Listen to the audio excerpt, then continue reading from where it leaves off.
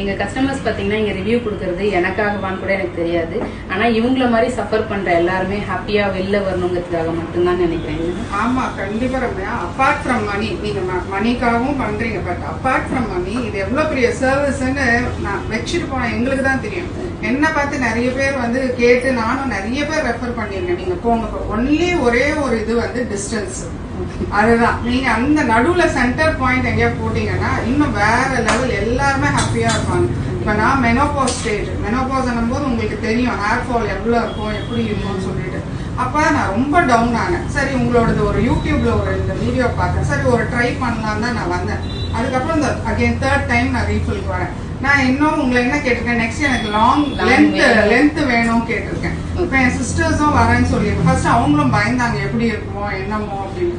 நான் சொல்லி இப்ப அவங்களும் நெக்ஸ்ட் வீக் எல்லாருமே வரேன்னு சொல்லியிருக்காங்க. அதனால நான் ரொம்ப ரொம்ப சாட்டிஸ்ஃபைடு, ரொம்ப